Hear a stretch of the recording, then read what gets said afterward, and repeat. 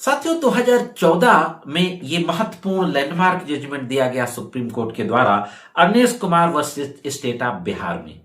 इसमें गिरफ्तारी को बिल्कुल बदल दिया गया। आप सुनते होंगे कि 7 साल तक के अपराधों में गिरफ्तारी जरूरत नहीं है। पहले आपने डाउरी के केसेस में देखा होगा, हरेसमेंट उत्पीड़न के केस में 498A में हस्बैंड की भी गिरफ्तारी हो जाती थी।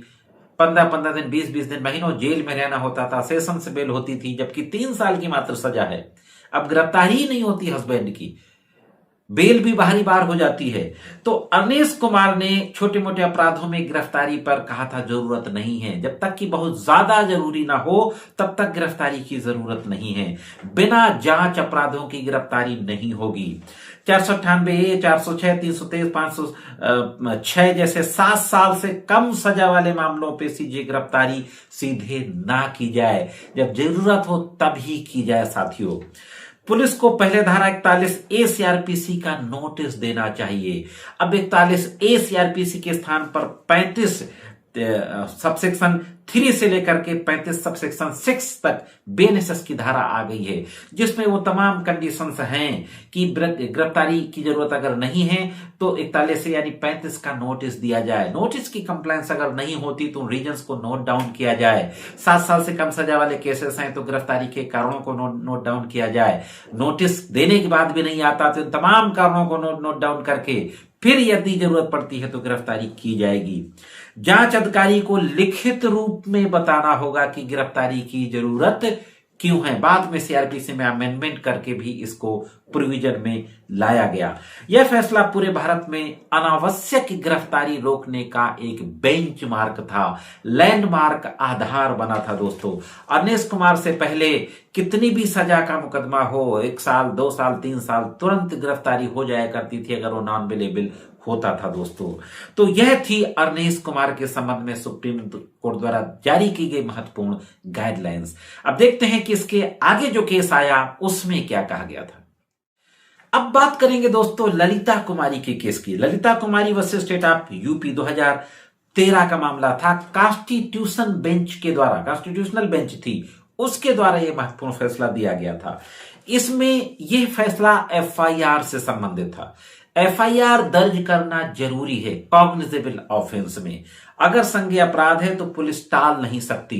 हालांकि अभी और भी लेटेस्ट जजमेंट आ गए इसी के बारे में, मैंने भी उन पर वीडियो बनाया था, आप मेरे चैनल में जाकर के एफआईआर की प्लेलिस्ट में देख सकते हैं। इसमें कहा गया था कि संज्ञेय अपराध की सूचना मिलने पर एफआईआर दर्ज करना अनिवार्य है। एफआईआर दर्ज होने का मतलब यह नहीं है कि गिरफ्तारी भी अनिवार्य है। तो ये जो ललिता कुमारी था, यह एफआईआर और गिरफ्तारी दोनों की बात करता था।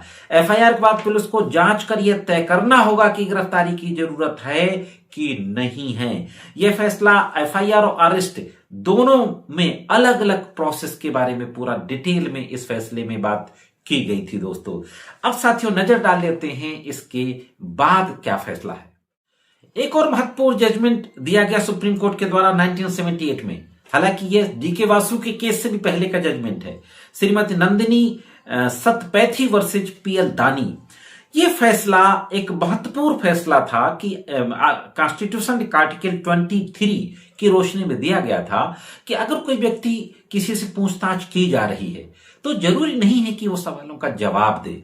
अगर उस व्यक्ति से ऐसी पूछताछ की जा रही है कि उसको अपने ही खिलाफ आत्मदोष सिद्धि, खुद को दोष सिद्ध करने के लिए किसी व्यक्ति को बयान देने के लिए मजबूर नहीं किया जा सकता, यानी चुप रहने का भी अधिकार है कि वो चुप रहे, अपना जवाब ना दे। इसको हम कनेक्ट कर सकते हैं Selvi versus state of Karnataka से, जिसमें नार्को टेस्ट को भी गलत ठहराया गया, अनकॉन्स्टिट्यूशनल, कि अपने ही खिलाफ गवाही देने के लिए किसी को इस स्थिति में नहीं पहुंचाया जा सकता।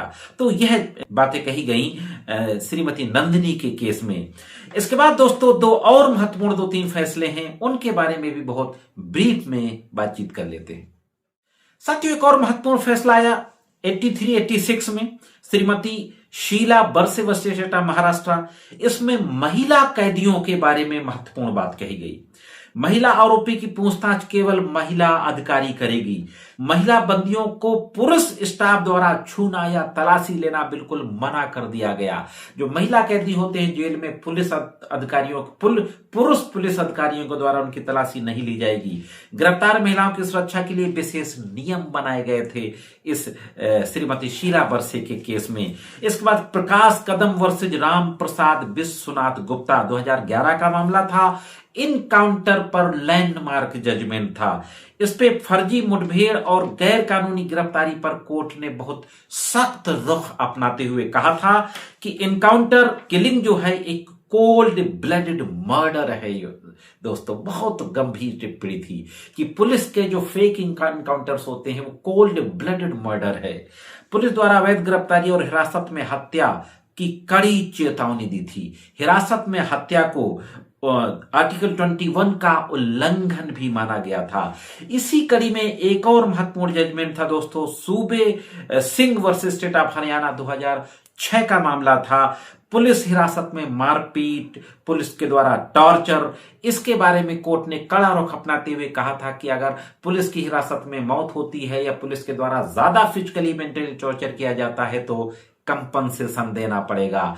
कई मामलों में सुप्रीम कोर्ट ने कंपनसेशन भी दिया है।